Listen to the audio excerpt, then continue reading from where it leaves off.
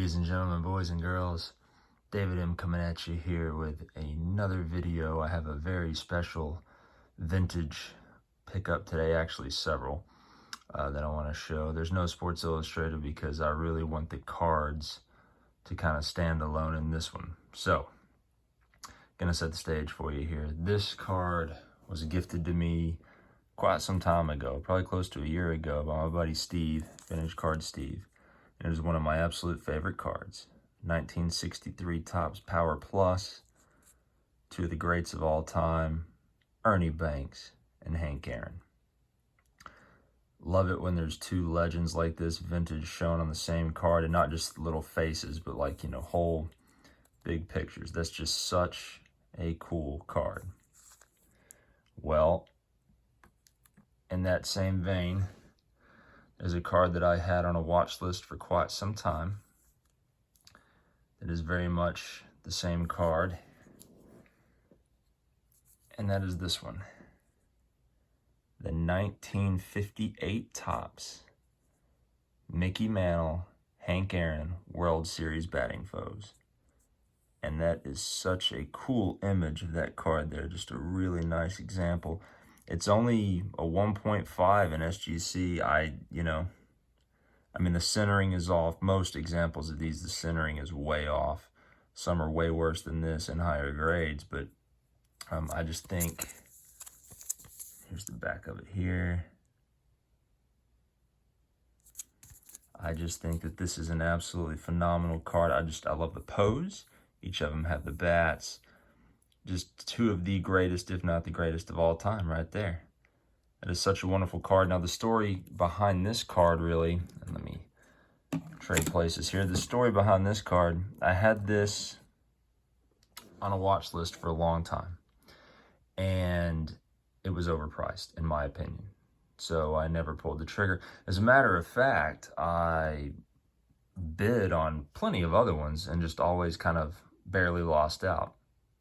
Well, this is a situation where then Hank Aaron died, and all of these cards that I had on the different examples of this card that I had that I was watching, the sellers jacked the prices way up, but this seller did not. So the card went from being way overpriced to actually underpriced.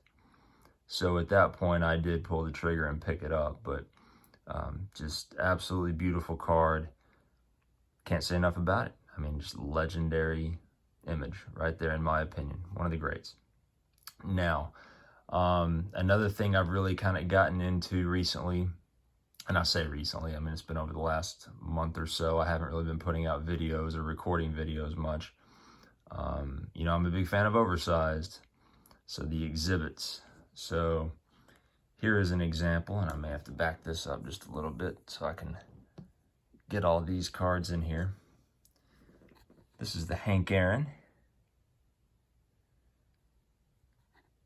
Really like these cards. I know Mangini's shown some other people have shown some, and it's a little rough around the edges in places, and the back's faded. So the thing about these cards, there's some cool sites you can go date these on, and you can kind of tell based on the printing down here, whether it's all caps, some caps, things like that, the signatures. This Hank Aaron is around 1960, 1961, best as I can tell.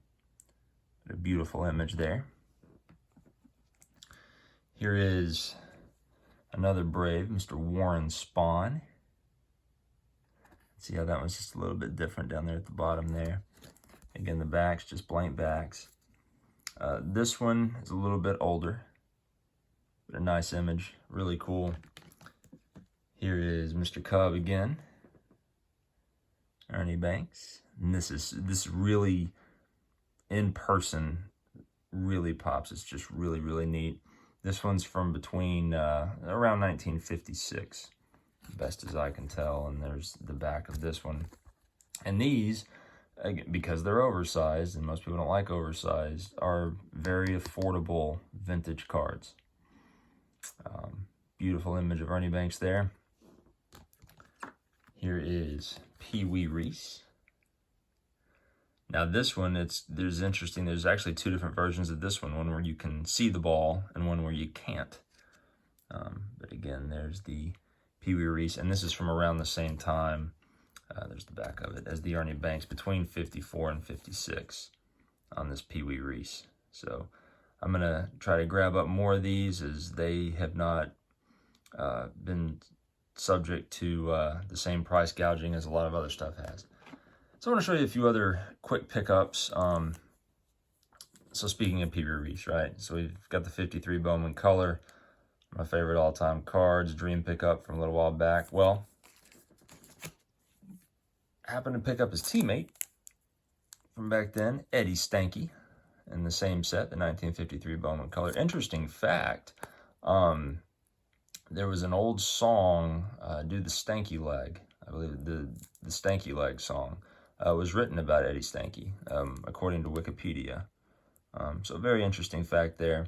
I think it was one of the Beatles that wrote it originally, and it's been covered. I'm not, by a lot of people, but anyway, there's an Eddie Stanky, and this is an example of how a lot of cards have gone through the roof, and sometimes you have to opportunity buy.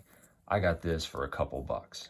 I mean, literally a couple bucks, slabbed in a 3. I'm not going to pass it up. And speaking of that exact same thing, the last card I'm going to show, this is a big shout out to my buddy Reese, ND Card Ranger. 1951 Bowman Richie Ashburn. Yes, it's only in a 1.5. Yes, that corner right there is mostly why. I mean, it's got, the corners are not great, but the rest of the card is beautiful. There's no creasing. Hall of Fame legend, 6-time All-Star, 2-time NL batting champ. And a beautiful 51 Bowman. Now, I think I got this card $5. I mean, dirt cheap. So there are still some deals you can find if you're willing to buy the card and not the grade. We'll always say that, but beautiful Richie Ashburn there. So, again, the main highlight, the exhibits, and then this guy right here. The 58 Topps, Mickey Mantle, Hank Aaron, World Series batting foes. Just such a beautiful image. I mean, this is one that's going to sit on display forever. I can't say enough about this, man. This is just awesome. So with that, I would like to thank everyone for watching. I hope everyone is doing well. Take care, and I will catch you next time.